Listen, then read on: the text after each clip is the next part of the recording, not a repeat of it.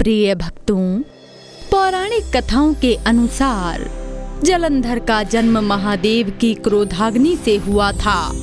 इसीलिए जलंधर को महादेव के 7 अंश अवतारों में से एक माना जाता है। साथ ही जलंधर को एक अन्य नाम शंखचूर्ण के नाम से भी जाना जाता है, जिसका विवाह असुर राज कालनेमी की पुत्री वृंदा के साथ हुआ था, जो महादेव की परम भक्त एक पतिव्रता स्त्री थी। वृंदा के पतिव्रता के कारण ही जलंधर का कोई वध नहीं कर सकता था। एक दिवस जब जलंधर अपने दरबार में बैठा हुआ था, तभी असुर राज कालनेमी उससे कहता है, हे दैत्यराज, अब वो शुभ समय आ गया है जब आप स्वर्गलोक के सिंहासन पर आसीन हो। हे असुरराज, आपका परामर्श उचित है, किंतु हम कायरों की भांति स्वर्गलोक पर आक्रमण नहीं करेंगे, अपितु हम पहले अपने एक दूत को स्वर्गलोक भेजेंगे और इंद्रदेव को स्वेच्छा से स्वर्गलोक को सौंपने के लिए कहेंगे। हे गुरुवर, इंद्र और अन्य देवता हमारा आग्रह कभी स्वीकार नहीं करेंगे, इसलिए युद्ध ही अंतिम विकल्प होगा। यदि देवता हमारे परामर्श को स्वीकार नहीं करते हैं, तो हम स्वर्गलोक पर आक्रमण अवश्य करेंगे। गुरुदेव का परामर्श उचित है, अतः स्वर्गलोक के लिए अभी एक दूत को भेजो।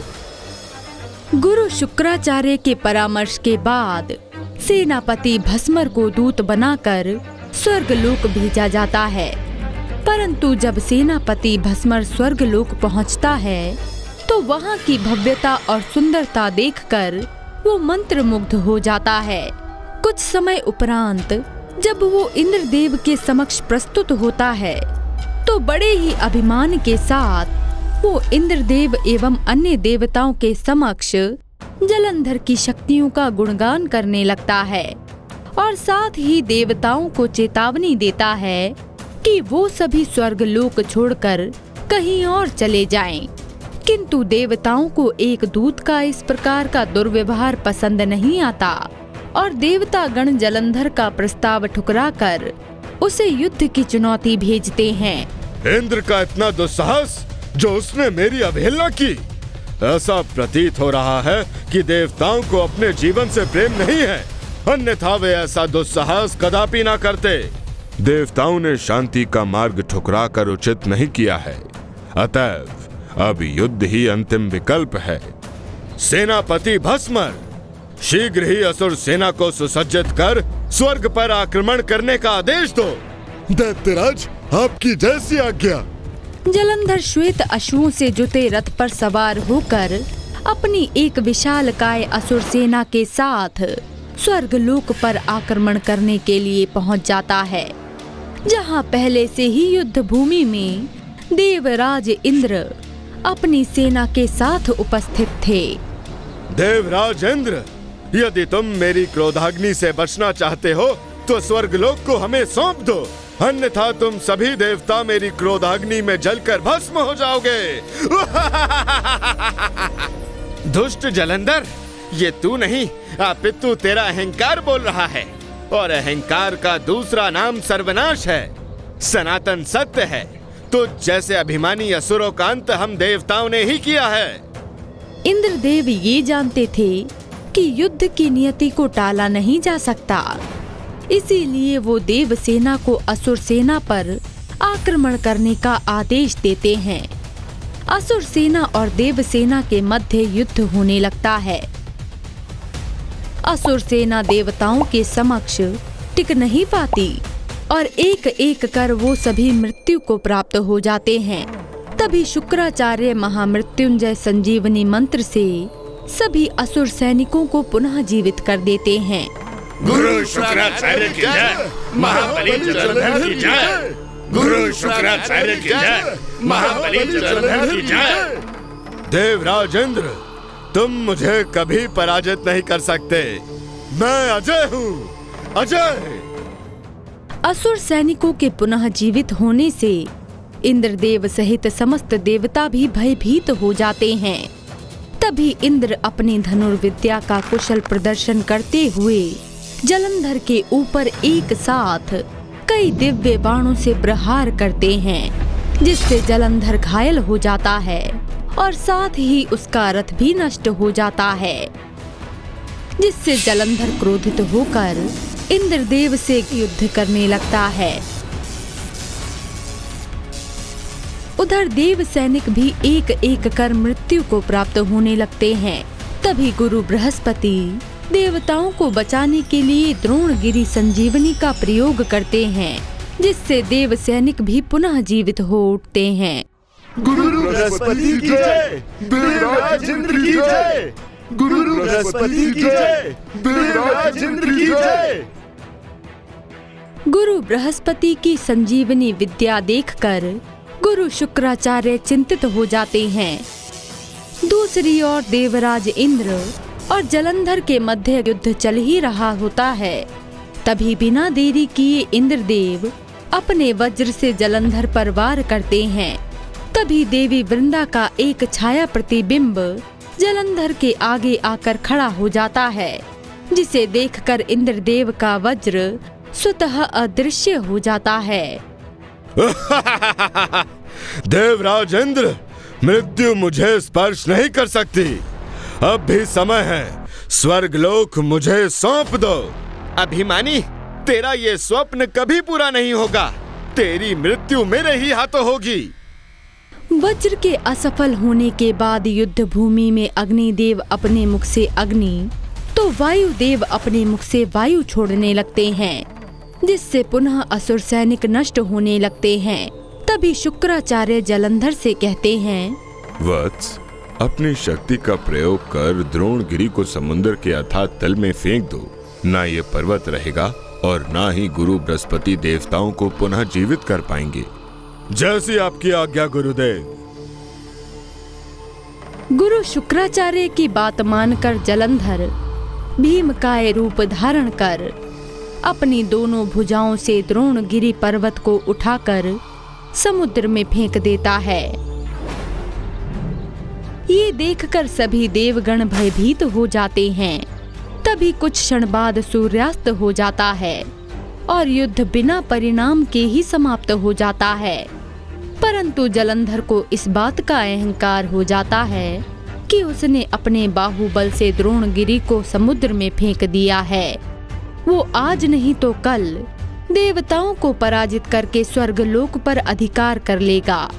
ये सोचकर वो अपने राज्य वापस आता है, जहाँ उसकी पत्नी वृंदा द्वारा उसका भव्य स्वागत किया जाता है। दैत्यराज महाबली जलंधर की जय। दैत्यराज महाबली जलंधर की जय। दैत्यराज महाबली जलंधर की जय। दैत्यराज महाबली जलंधर की जय। वृंदा महाबली का स्वागत करती है और मनोकामना करती है कि आपका पराक्रम और शौर्य सूर्य की भांति सदैव प्रकाशित होता रहे। देवी वृंदा, सूर्य से मेरी तुलना मेरे पुरुषार्थ को शोभा नहीं देता। यदि आप कहें तो सूर्य और चंद्र को अपने कहे अनुसार संचालित करूं। स्वामी, मुझे आपके बल और पराक्रम पर तनिक भी संदेह नहीं है, परंतु मैं तो केवल आपकी सफलता की भागी हूँ। देवी, मुझे ये भली भांति स्मरण है कि आपका पतिव्रत एक कवच की भांति मेरी सदैव रक्षा करता है। स्वामी, मैं अति सौभाग्यशाली हूँ जो मुझे आप जैसा महान और पराक्रमी पति मिला। और एक स्त्री का धर्म होता है कि वो अपने पति की सफलता और दीर्घायु की कामना करे। देवी वृंदा, ये बाहुबली जलंधर द्रोणगिरी जैसे असंख्य पर्वतमालाओं को समुद्र में फेंककर अथाह समुद्र तल को समतल कर सकता है। इस सृष्टि में मेरे समान कोई महाबली नहीं जो मेरा सामना कर सके। मैं महाबली जलंधर अजय हूँ, अजय। स्वामी, मैं जानती हूँ कि आपकी आसुरी शक्तियों की कोई सीमा नहीं। आपके बल के सम्मुख देवताओं की सम्मिलित शक्तियाँ भी एक तिनके की भांति बिखर जाती हैं। वृंदा भरी सभा में जलंधर के पराक्रम और बल की बखान किए जा रही थी। तभी दैत्य गुरु शुक्राचार्य जलंधर को परामर्श देने हेतु वहां उपस्थित होते हैं। हे असुरराज, आज आपने देवताओं को जो आघात पहुंचाया है उससे देवताओं का मनोबल अवश्य टूट गया होगा। परंतु क्या गुरुदेव, इंद्र को पता चल ही गया होगा कि जलंधर कौन है और उसकी शक्ति क्या है। पुत्र जलंधर, मुझे इस बात की चिंता हो रही है कि देवता भी चुप नहीं बैठेंगे। वे सभी तुम्हें पराजित करने के लिए अवश्य ही कोई ना कोई युक्ति सोच रहे होंगे। गुरुदेव, कायर देवता कोई युक्ति नहीं, अपितु मेरे भय से कहीं किसी गुफा में ना छुप गए हों। पुत्र, देवगण इतनी सरलता से पराजय नहीं स्वीकार करेंगे। उधर स्वर्गलोक में गुरु बृहस्पति इंद्र सहित अन्य देवताओं को परामर्श देते हैं कि वो सभी भगवान विष्णु की शरण में जाएं और उनसे सहायता मांगें। जिसके बाद सभी देवता गण गुरु बृहस्पति की आज्ञा लेकर बैकुंठ धाम पहुंच जाते हैं। त्राहिमाम प्रभु, त्राहिमाम, हमारी रक्षा कीजिए। हे प्रभु, दैत्यराज जलंधर से हमारी रक्षा कीजिए, अन्यथा स्वर्गलोक पर उसका अधिकार हो जाएगा, जिससे सर्वत्र पाप और अधर्म का वर्चस्व हो जाएगा। हे देवराज, आप सभी देवगण हमारी शरण में आए हुए हैं और शरणागत की रक्षा करना मेरा प्रथम कर्तव्य है।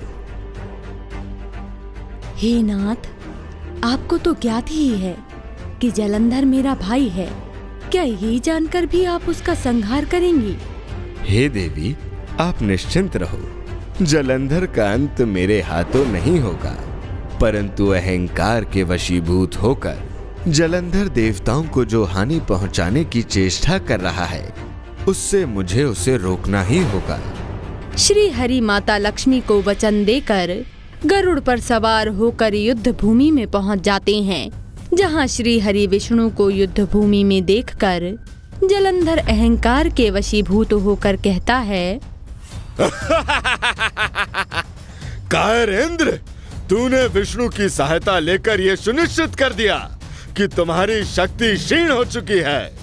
आज मैं इस मायावी विष्णु को भी पराजित कर स्वर्गलोक पर अधिकार कर लूंगा। हे दंभी, जिस प्रकार वायु अपनी पवनता नहीं खो सकती और जल अपनी शीतलता, उसी प्रकार देवताओं की शक्ति कभी क्षीण नहीं हो सकती। मायावी विष्णु, फिर तुम भी अपनी पराजय देखने के लिए तैयार हो जाओ। इंद्रदेव श्री हरि विष्णु की आज्ञा पाते ही देव सैनिकों को युद्ध का आदेश दे देते हैं। ये देखकर जलंधर भी अपनी राक्षस सेना को युद्ध का आदेश देता है और स्वयं भगवान विष्णु पर तीक्ष्ण बाणों से प्रहार करने लगता है। परंतु श्री हरि विष्णु बड़ी ही सरलता से उसके हर प्रहार का उत्तर देने लगते हैं। जलंधर कभी आकाश से बाण छोड़ता तो कभी अदृश्य होकर भगवान विष्णु को हानि पहुंचाना चाहता, परंतु उसे श्री हरि के समक्ष कोई सफलता नहीं मिलती दिखाई दे रही थी। मायावी विष्णु, तूने जिस प्रकार से अपनी माया से मेरे सभी दिव्यास्त्र को विफल किया है, उसी प्रकार मैं अपनी माया से तेरा अंत करूंगा। अहंकारी असुर, तेरी कोई भी युक्ति या माया का मुझ पर कोई प्रभाव नहीं होगा। जलंधर अपनी माया से स्वयं को भेड़िए के रूप में परिवर्तित कर अपने मुख से अग्नि छोड़ने लगता है। तभी भगवान विष्णु अपने एक बाण से उसकी माया को नष्ट कर देते हैं।